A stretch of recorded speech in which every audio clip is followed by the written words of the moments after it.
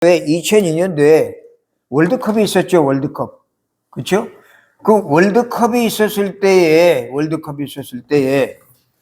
그 월드컵 행사장에서 어떤 일이 있었냐면 그 현수막을 크게 붙여놓고 월드컵 4강에 올라가기 위해서 그 많은 축구 그 선수들이 축구를 하면서 어떤 현수막이 어떤 게 있었냐면 이런 게 그려놨어. 이런 거 그려놓고 거기다 뭐라고 썼냐면 꿈은 이루어진다.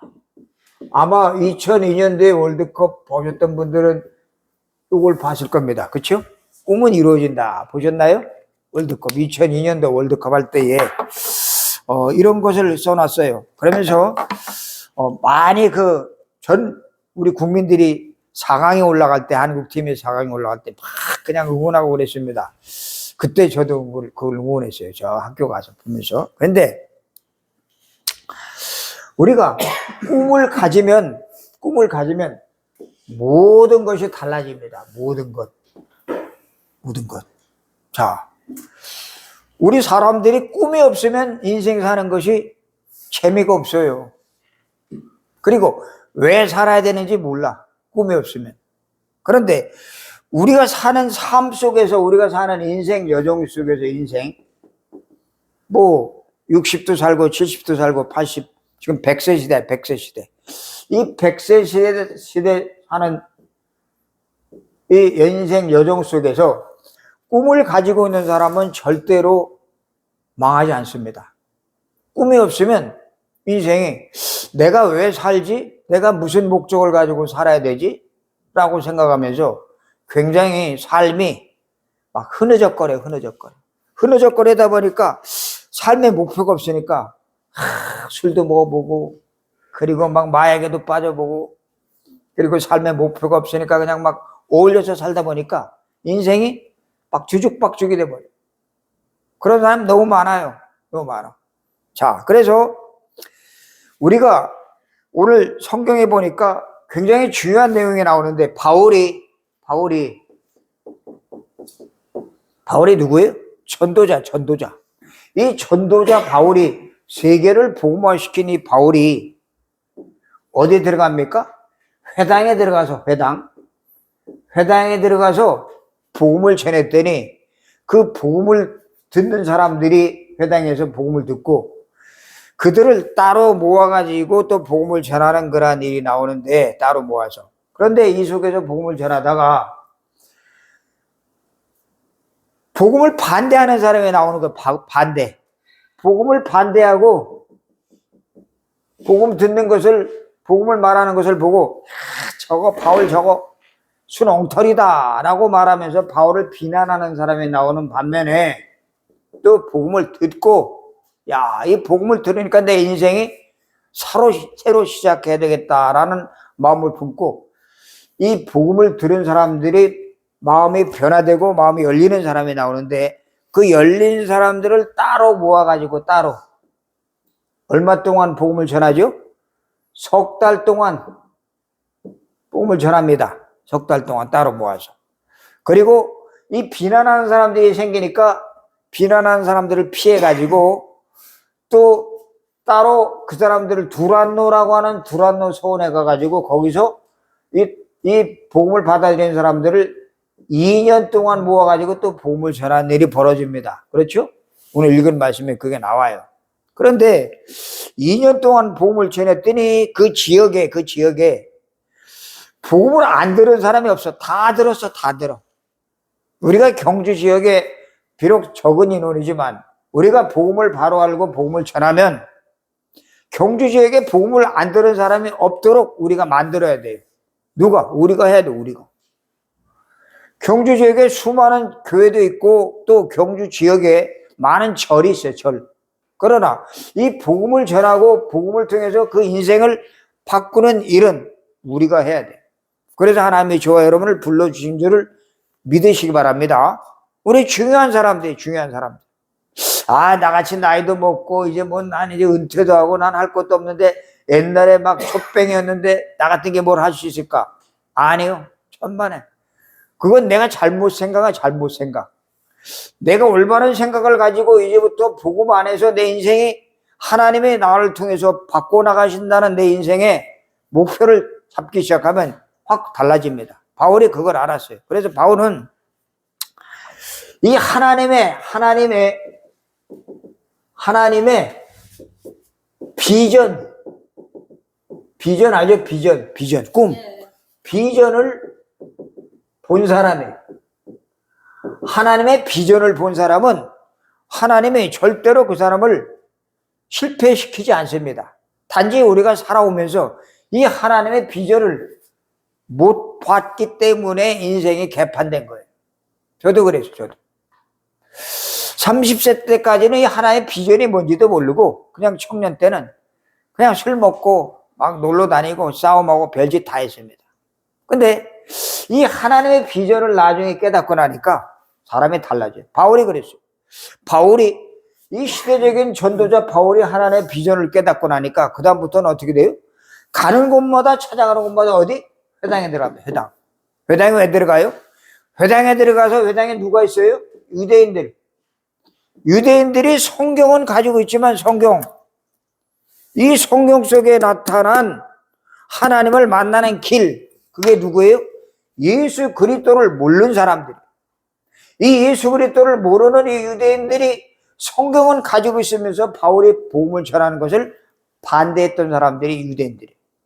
그래서 바울도 이 유대인인데 바울도 성경을 가지고 있었던 사람인데 바울도 이 예수 믿는 것을 예수를 그리스도라고 인정하지 않았던 사람이 이 예수 그리스도를 알고 나서는 일부러 유대인들이 모여있는 회당을 찾아가서 그들에게 잘못된 신앙관을 바꿔주는 역할을 했던 사람이 누구예요? 바울이에요. 바울. 자, 그럼 바울이 하나님의 비전을 잡았던 바울이 도대체 어떤 일을 했길래 가는 곳마다 석 달, 또 어떤 곳에는 2년, 또 어떤 곳에는 또 3주 이렇게 가는 곳마다 복음을 전했을 때 복음을 받은 사람들이 변화되고 그들의 인생의 목표를 찾게 되고 그리고 자기의 삶을 하나님을 위해서 그리고 그리스도를 위해서 전적으로 헌신할 수 있게 되었느냐를 오늘 몇 가지 살펴보도록 하겠습니다. 첫 번째 바울은 가는 곳마다 뭘 했느냐? 제자를 찾았어요. 제자. 여러분 성경에는 제자도 있지만 또 뭐예요? 무리가 있어요. 무리. 막 그냥 여론 따라서 막 따라다니는 사람이 있단 말이에요. 여론 따라서. 이쪽에 많은 사람들이 가면 거기에 쫓아다니고 저쪽에 많은 사람들 가면 저쪽에 쫓아다니고. 우리 신앙생활은 그렇게 하면 안 돼요.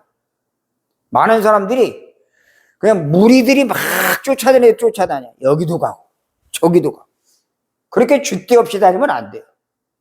철저하게 예수 믿는 사람은 그 무리들이 가는 그거 좋다고 따라다니면 안 됩니다. 예수님이 3년 동안 12명의 제자를 선택해가지고 12명의 그 12명의 제자들을 다니면서 3년 동안 같이 밥 먹었어요. 같이 밥 먹고 같이 잠자고 같이 데리고 다니면서 자기가 했던 일을 보여줬어요.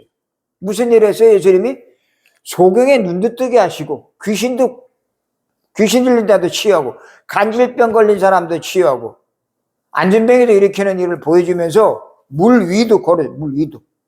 그리고 5천 명이 모이는 상황 속에서 500 이하의 기적도 행하기도 하셨어요.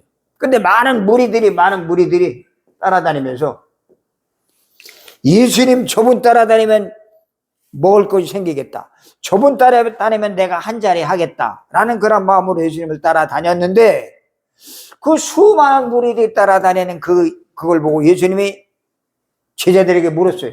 야, 저 사람들이 왜 나를 따라다니냐? 하고 질문을 던지면서 저 사람들이 나를 누구로 알고 있느냐? 나를 누구로? 도대체 예수를 누구로 알고 있느냐라고 질문을 던질 때에 그 무리들의 답이 어떻게 나와요? 당신은 사회개혁하는 분입니다. 사회개혁. 당신은 새마을 운동하는 분입니다. 당신은 환경운동하는 분입니다. 당신은 신비한 능력을 행하는 분입니다. 당신은 불쌍한 사람이 있으면 도와주는 그런 사람입니다. 당신은 훌륭한 선지자입니다 라고 대답을 합니다. 그러자 그 대답을 하는 걸 들으시면서 예수님이 제자들에게 다시 묻습니다. 제자들에게 너희들은 나를 누구라고 하느냐 라고 물어요. 그러자 제자 중에 한 사람 베드로가 대답합니다. 뭐라고? 주는 그리스도시요 살아계신 하나님의 아들이십니다 라고 대답을 합니다. 그 대답을 들은 예수님이 그 베드로에게 향해서 말합니다. 시몬아, 바요나 시몬아, 네가 복이 있구나. 이걸 알게 한 게는 혈육이 아니고 하늘에 계신 내 아버지신다 라고 말하면서 베드로에게 이제부터 너를 반석처럼 만들겠다. 반석. 이 고백한 이 후에 내 교회를 세우겠다. 누구의 교회? 예수님의 교회. 이 교회는 어느 개인의 교회가 아니에요. 이 교회는 여기에 술집이 들어오면 술집으로 바뀌어요. 그렇죠? 여기에 댄스 하는 사람이 오면 댄스장으로 바뀌어요. 여기는 그런 곳이 아니에요. 여기는 예수가 그리스도라는 사실을 고백한 사람들이 모이는 곳이 이 장소예요. 그래서 여러분들이 한 사람 한 사람이 예수가 그리스도라는 사실을 바로 한 사람들이 모이는 그 교회는 하나님이 반석처럼 반석이 뭐예요? 든든한 바위 위에다가 집을 세우는 걸 말해요. 그렇지 않으면 이 고백이 안 된 채 교회를 다니면 어떻게 돼버려요? 모래 위에 쌓은 집이나 똑같아요. 모래 위에 쌓은 집. 모래의 집을 지으면 어떻게 돼요? 무너져 버려요. 우리 인생이 그렇게 모래 위에 지은 집처럼 허무하게 무너져 버리면 곤란해요. 이거 곤란해. 많은 사람들이 살아가면서 도대체 내가 누군지 몰라. 내가. 그리고 내가 믿어야 될 신앙의 대상 예수 그리스도가 누군지를 모르니까 이 무리들처럼 예수님은 사회개혁하는 분이요, 예수님은 환경운동하는 분이요, 예수님은 이 세상을 변화시킬 분이요, 뭐 그런 건 알아. 그런 건 아는데 예수님이 누군지 그리스도라는 사실을 정확하게 몰랐다는 사실. 여러분, 우리가 신앙생활하면서 제일 먼저 알아야 될 것, 정말 내가 그리스도를 바로 알고 있느냐, 예수 그리스도를 바로 알고 있느냐. 예수 그리스도. 여러분, 예수는 누구라고요? 그리스도예요. 그리스도. 석가가 그리스도가 아니고, 공자가 그리스도가 아니고, 맹자가 그리스도가 아니고, 소크라테스가 그리스도가 아니고, 누가 그리스도? 예수. 그럼 예수가 그리스도라는 이 말의 의미, 이 뜻은 도대체 뭐냐? 우리 인간이 도저히 해결하지 못하는 세 가지 문제가 있어요. 세 가지 문제. 그게 뭐예요? 인간이 왜 고통이 오죠?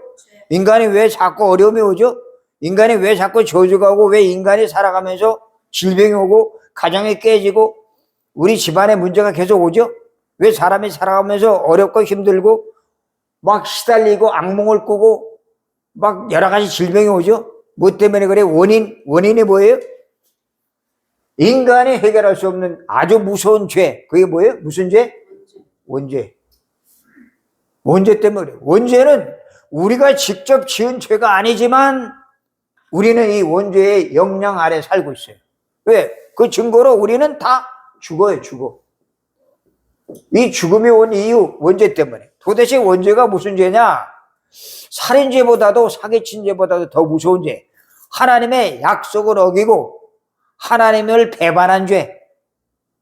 우리가 하나님 배반했단 말이에요. 누구에게 속아서? 마귀. 눈에 보이지 않는 마귀에게 속아가지고 우리 인간이 하나님과 관계가 끊어진 죄를 마귀에 속아서 하나님이 저거 따먹으면 죽는다. 저거 따먹으면 반드시 죽을 것이다. 따먹지 말아라. 라고 말했던 선악과를 따먹은 죄. 그게 무슨 죄? 원죄.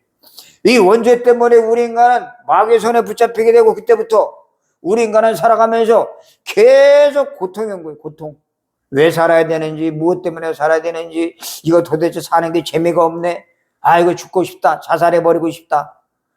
살면서 괴로우니까 막 술 먹고 마약에 빠지고 그러다가 인생이 괴로우니까 방탕하고 그렇게 살아왔단 말이에요. 그게 전부 다 뭐해서? 원죄. 이 원죄로 말미암아 이 마귀의 손에 붙잡혀 살아가는 불쌍한 인생들이 지금 경주에 꽉 차 있어. 경주에 지금 그렇게 살아가면서 세월 하루 한 해 가면서 나이는 들어가는데 도대체 내가 왜 살아야 되지? 내가 무엇 때문에 이 세상에 태어났지? 내가 우리 어렸을 때는 내가 우리 부모님에게 사랑을 잘 받았는데 내가 왜 지금 이렇게 됐지? 하고 살아가는 사람들이 세월이 지나가면서 나이가 들어가니까 인생을 포기하고 난 이제 끝났다, 난 이제 아무것도 할 수 없다라고 그렇게 낙심하고 살아가는 사람들이 너무나 많아요. 그 사람들을, 그런 무리들을 뭘로 만들어요? 제자로 만들어요. 제자. 바로 이 바울은 가는 곳마다 이 복음을 전해서 복음을 전해가지고 원죄 가운데 빠져나오는 길을 알려줘서 그들을 제자 삼는 일에 최앞장섰던 사람이 바울이에요. 이 사람은 하나님의 비전을 본 사람, 하나의 꿈. 여러분, 우리가 세상 살면서 어떤 꿈을 가지고 있느냐에 따라서 그 사람의 인생이 바뀝니다. 그렇죠? 꿈. 내가 어떤 꿈을 가지고 있었습니까? 젊었을 때 그 꿈을 가지고 있는 그 꿈대로 이루어져. 근데 그 꿈이 하나님이 주신 꿈이 아니면 그 꿈이 이루어졌다고 할지라도 그 꿈을 이루려고 노력했던 그 열심 때문에 이 복음을 알지 못하고 여전히 원죄 가운데 마귀의 손에 붙잡혀서 살아가는 사람들 얼마나 많은지 몰라요. 그래서 누가 자살해요? 대통령이 자살, 대통령. 연예인들이 자살하는, 성공한 사람들이 자살하고, SKY 서울대학교, 고려대학교, 연세대학교 나온 사람들이 자살, 사법연수원에 들어간 사람들이 자살해요. 왜? 힘드니까. 인생 사는 게 힘들어요. 그렇게 실컷 공부하고 나서도 자살하는 이유, 뭐 때문에? 이 원죄를 해결하는 길을 몰랐기 때문에, 마귀의 손에 붙잡혀서 빠져나오는 길을 몰랐기 때문에 그들이 자살해요. 그러나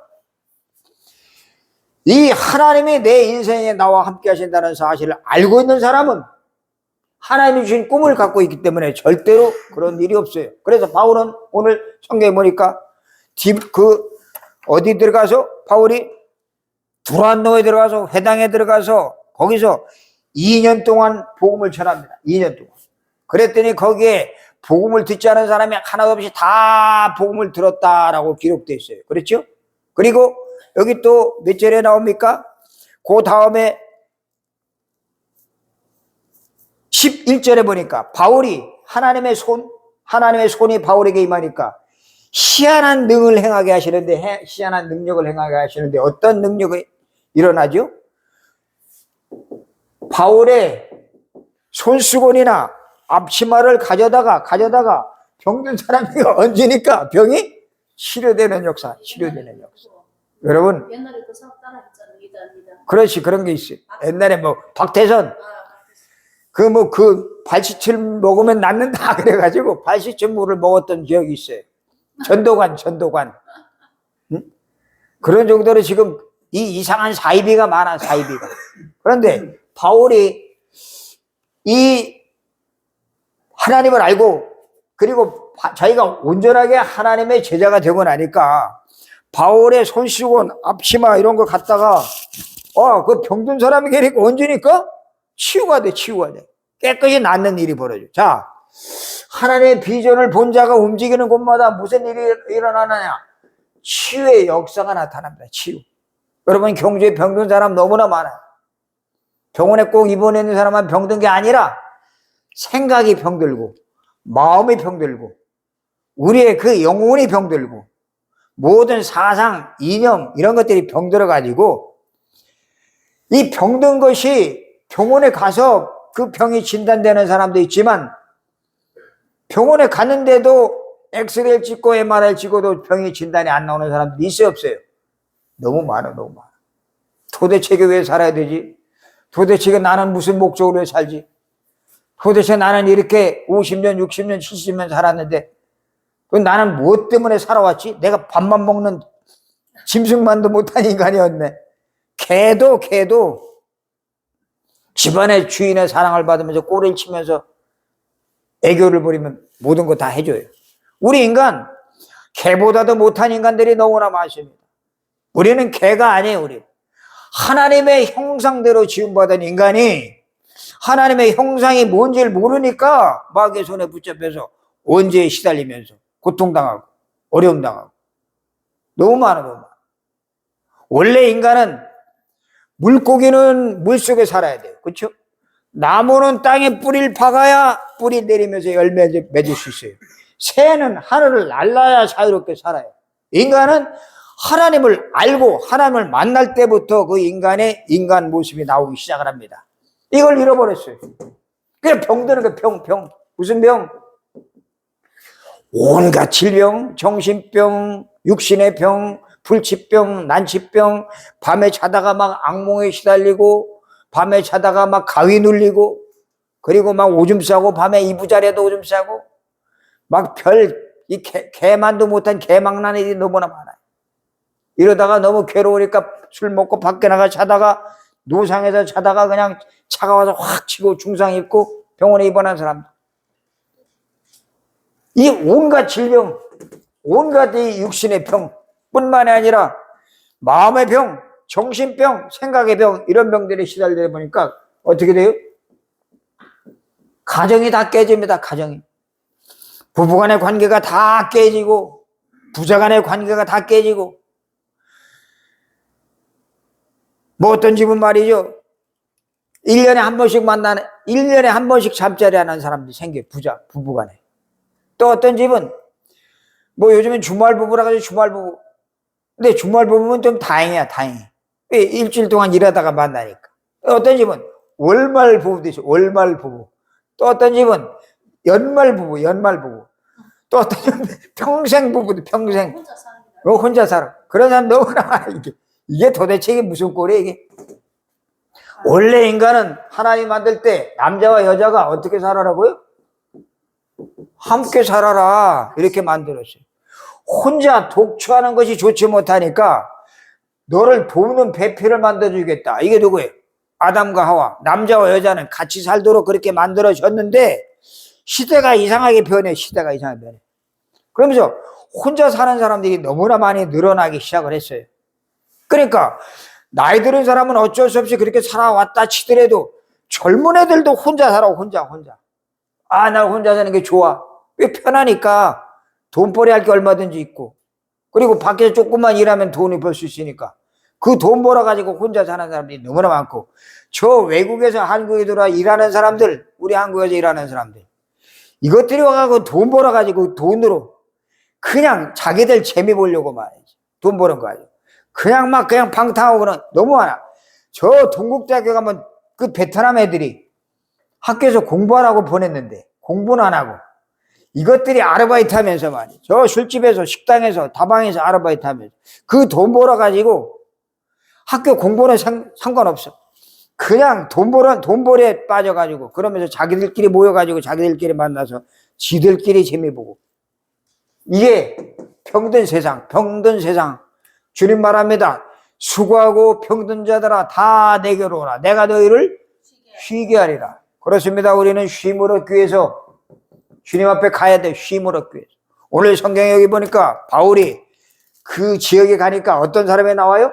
마술하는 사람이에요. 마술하는 사람. 마술이 뭐예요? 남을 속이는 거야. 속이는 거. 그 속임수를 써가지고 돈을 벌어먹는 사람들이, 마술사들이 나오는데, 놀랍게도 이 마술사들이 그 스게와의 제사장의 일곱 아들이 나와. 이 일곱 아들이 나와가지고 일곱 아들이 예수 이름으로 귀신을 쫓아내고 병든 사람에게 수건을 얹으니까 병이 낫는 걸 보고 우리도 해봐야 되겠다. 우리도 저걸 해봐야 되겠다. 왜? 돈 많이 벌게 생겼으니까. 그래가지고 그들도 마찬가지로 똑같이 바울의 흉내를 내는 겁니다. 바울의 흉내. 예수 이름으로 하면서 귀신 들린 사람들에게 수건을 갖다 얹고 그리고 앞치마를 갖다 얹으니까 그 사람들이 치유되는 걸 보면서 이것들이 흉내를 내는데, 그 귀신 들린 그 사람이 벌떡 일어나면서 내가 바울도 알고 예수도 아는데 너희들은 누구냐 하면서 그 악귀 들린 그 귀신이 그 스게와의 일곱 제사장에게, 아들에게 뛰어들어 그들을 더 심하게 만드는 일이 오늘 성경에 벌어지고 있어요. 여러분, 지금 우리가 살고 있는 현장에 이거 얼마나 많은지 몰라요. 병든 사람들, 완전히 마음도 병들고 생각도 병들고 정신도 병들고 육신도 병든 이런 사람들 우리가 어떻게 해야 돼요? 찾아서 치유해줘야 돼. 치유. 이거 치유하지 못하면 어떤 일이 생겨요? 얼마 전에도 뉴스 보니까 배현진 알죠? 배현진. 그 국회의원 배현진이가 누구한테 돌에 맞았어요? 중학생한테 돌에 맞았어, 머리를. 그죠? 돌에 맞아가지고 머리 터져가지고 지금 병원에 입원했단 말이에요. 그 중학생이 뭘 알아요? 야당, 여당 그런 걸 압니까? 전혀 몰라. 그런데 그 중학생이 그 15, 16살 그놈이 돌을 가지고 그 배현진 머리를 뒤통수를 쳤단 말이에요. 이거 뭘 얘기하는 거예요? 지금 이 사회가 어떤 일이 벌어지느냐? 묻지마 범죄, 묻지마 폭행 엄청나게 벌어집니다. 이거 가만 놔두면 안 돼요. 이러니까 미국 같은 데는 총기 사건이 계속 총기 사건이 막 벌어지니까 수없이 많은 사람들이 죽어요, 총으로. 그것이 개인이면 좀 다행인데 나라와 나라끼리 서로 죽이는 싸움을 벌어지는 게 지금 우크라이나와 러시아 전쟁, 하마스와 저 이스라엘 전쟁, 저 북한과 우리 한국과의 또 전쟁 어떻게 일어날지 몰라요. 우리는 뭐 해야 돼요? 그래서 이걸 놓고 기도해야 돼. 기도. 바울이 이걸 놓고 기도했어요. 그랬더니 그곳에 귀신 들린 자들이 싸그리 사라지면서 우상 숭배하던 하나님 아닌 잡신을 섬기던 것들이 회개하고 그 자기가 가지고 있던 그 점치던 책, 부적 그런 거 있죠, 많아요, 그죠?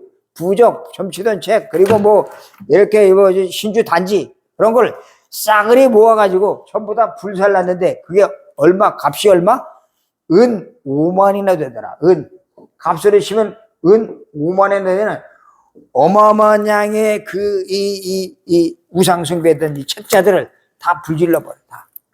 여러분이 경주 지역에 저 황리단길에 가면 우상숭배하던 그 무속인들 많잖아, 무속인들. 근데 거기에 지금 우상숭배하던 자들이 무속인들이 싹 사라졌는데 뭐가 또 나왔어요? 타로점이 나와, 타로점. 전부 어디 숨어서 다른 짓 하고 있어요, 또. 지금은 타로로 바뀌었어, 타로. 그렇지. 예전에는 무당 막 빨갛게 파랗고 막 입고 그렇게 했는데 지금은 타로점을 해가지고 타로점 만들어갖고 요만한 상자들 만들어놓고 요만하게 만들어놨어. 거기다 뭐 차축인묘, 진사, 오미, 신유, 주라 그렇게 쭉 그 12간지를 동물을 갖다 그려놓고 돈만 내면 누르면 점괘가 나와. 그죠? 그런 짓을 하고 있단 말이야. 예? 이거 무서운 겁니다. 이거. 절대 이런 데 빠지면 안 돼. 우리가 복음을 알고 있는 사람들은 그런 일에 우리가 빠질 이유도 없고 빠져도 안 되는데 문제는 거기에 빠지는 애들이 있어요. 누가? 청소년들이 다 빠져. 거기 신혼부부들이 많이 놀러 오잖아요. 신혼부부들이 와가지고 거기에 얼마? 5,000원짜리 하나만 10,000원짜리 하나만 넣으면 그 운수가 나와 거기. 그거 보면 당신 누구 만나서 뭐 어떻게 살겠습니다. 또 앞으로 어떤 직업을 가지면 좋겠습니다. 어떤 사람을 만나면 또 행복하겠습니다. 그런 그 운수 적은 것, 옛날에 말하면 토정비결. 그런 것들이 나온단 말이에요. 그걸 가지고 자기 운수를 점치는 젊은 애들이 지금 득식을 해. 그 타로점, 무당이 살짝 변해가지고 그따위 짓 하고 있다고. 그거 가만 놔두면 이 경주가 어떻게 되느냐. 완전히 우상숭배, 귀신 섬기는 동네로 바뀌어요. 바로 이 바울이 오늘 이 지역에 들어갔더니 이 지역에 그곳에서 두란노 그 지역에서 복음을 전했더니 어떤 일이 벌어져요? 우상숭배하던 자들이 싸그리 다 회개하고 그 우상숭배던 거 다 갖다가 다 모아놓고 뭐예요? 불질러버려. 그래서 그 값을 따져보니까 은 5만이나 되더라. 얼마나 값이 되는지 수십억이 됐어요. 수십억. 그게 다 불타버렸어. 그 불질러버리는 그런 일이 벌어졌단 말이에요. 그래서 우리가 이런 어마어마한 역사가 치유의 역사가 일어난 것이 바로 하나님의 비전을 본 바울을 통해서 일어난 일이에요. 그럼 우리 경주지요. 이런 일이 일어나야 돼? 안 일어나야 돼? 이런 치유의 역사가. 당연히 치유 역사가 일어나야 돼. 이게 안 되니까 지금 요양원마다 전부 정신질환자들 저 마야병원에 그 알코올 중독자들 막 가닥가닥 찼어요. 요양원이 너무 잘 돼요. 요양원이. 왜?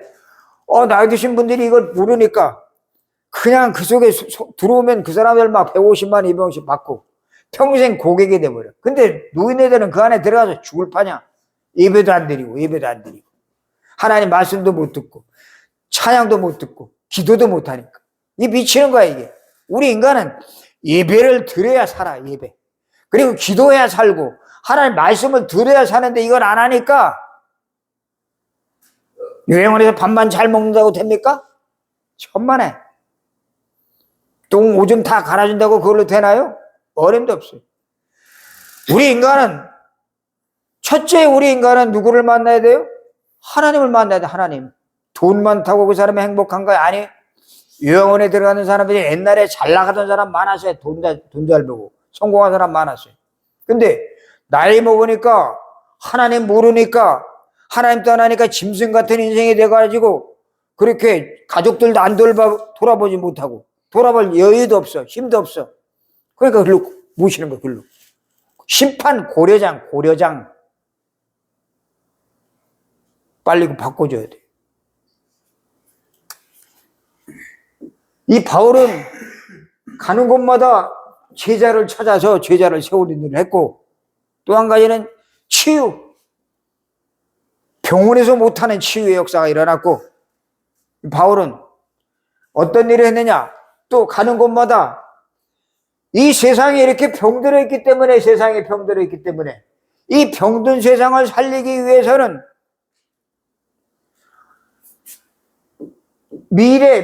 앞으로 미래에 우리 후손들이 복음을 알고 일어나야 된다.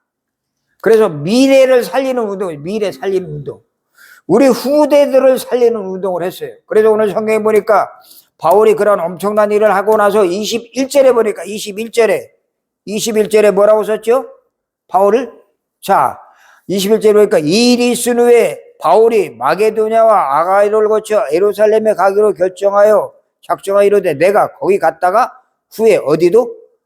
로마도 보아야 하리라. 그렇습니다. 로마. 바울은 미래까지 내다 미래. 저 로마 지금 굉장히 강대국이지만 저 로마가 완전히 10명의 황제가 기독교를 핍박하는 그 시대 로마. 로마에 제일 기독교 많이 핍박했던 황제가 이름이 뭐죠? 네로. 그 네로 황제가 10명의 황제가 기독교를 이 기독교인들 잡아다가 십자가에 매달아 놓고 사자에게 막 물려 죽이기도 하고 불을 태워서 죽이기도 하고 이 막 기독교인들을 아주 처참하게 말살시킨 그런 일을 했던 사람들이 로마 황제 10명. 그 10명의 황제가 그렇게 지독하게 핍박하던 그 로마에 가서 이 복음을 전해야 되겠다. 황제에게나 가야 되겠다. 황제에게. 저 가이사 황제에게 가야 되겠다. 그때 당시에는 로마 황제가 이 세계의 주인이에요. 주인. 그걸 바꿔주려고. 그래서 가서 뭘 얘기하겠다? 이 세상의 주인은 누구라고? 그리스도다. 그리스도가 주인이다. 인생의 주인은 그리스도고 역사의 주인은 그리스도고 생사복의 주인은 그리스도다. 이 그리스도를 모르고 사람을 신으로 섬기는 그 나라를 완전히 바꿔야 되겠다. 왜? 그 속에 있으면 그 밑에서 식민지 생활하고 있는 모든 나라들이 어떻게 돼요? 여기에 영향을 받아요. 영향.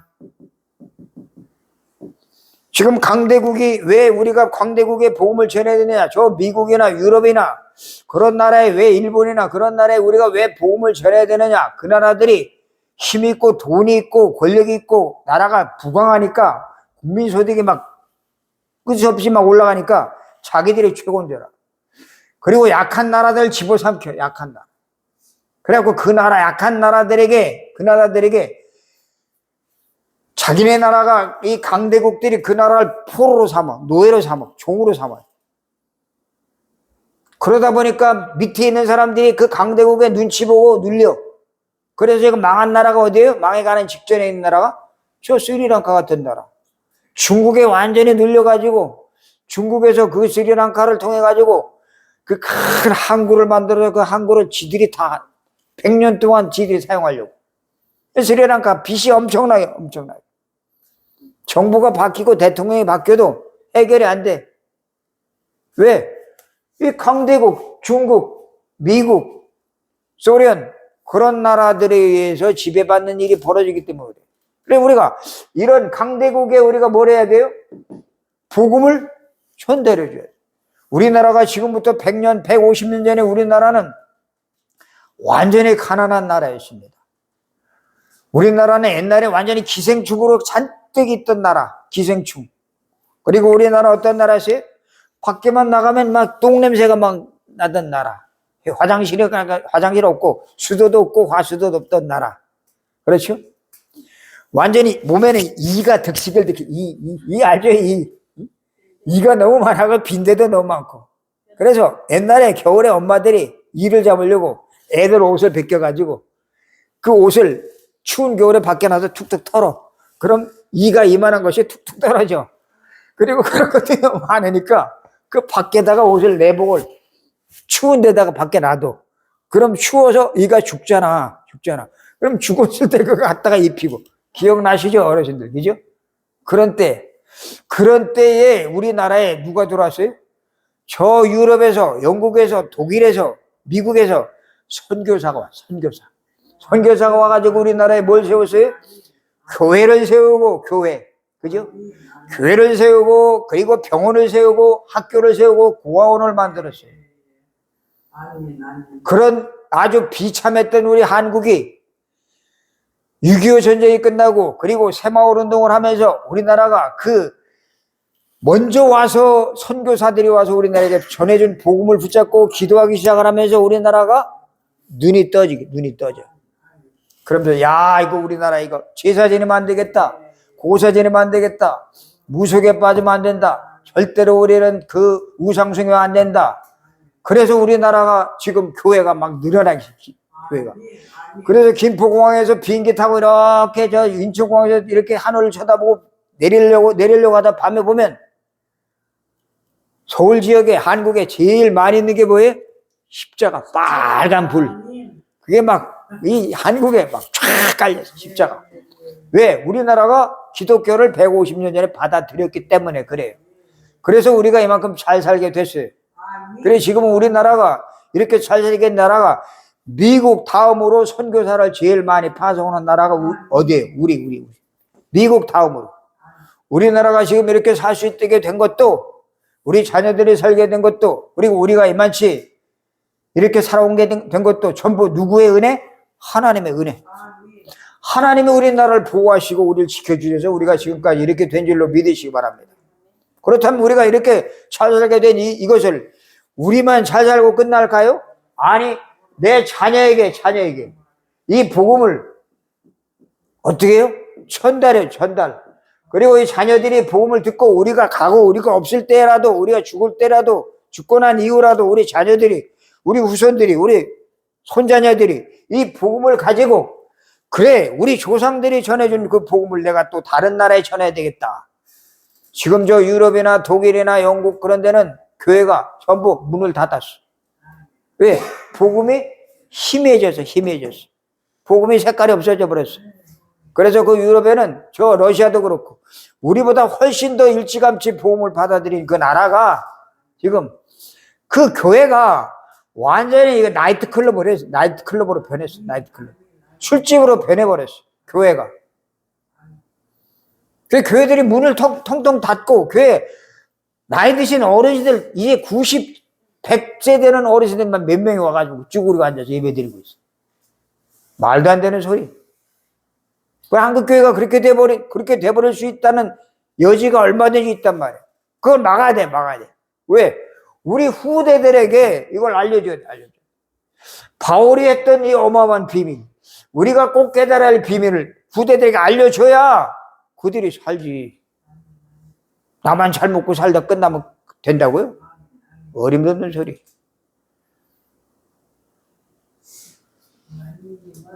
우리 후대를 살려야 됩니다. 우리 청소년들을 살려야 돼. 지금 밖에 나가면 담배 피고 술 먹고 원조 교제 알죠? 원조 교제. 별짓을 다 해, 후대들이. 제가 경주에 50년 전에 여기, 50년 훨씬 전에 여기 수학여행. 그리고 신혼여행을 여기 왔어, 신혼여행. 그리고 10년 전에 여기 왔어, 경주에. 수학여행도 오고, 신혼여행도 오고. 10년 전에 경주에 왔어. 근데 예전에 수학여행 올 때, 신혼여행 올 때는 이걸 몰랐어.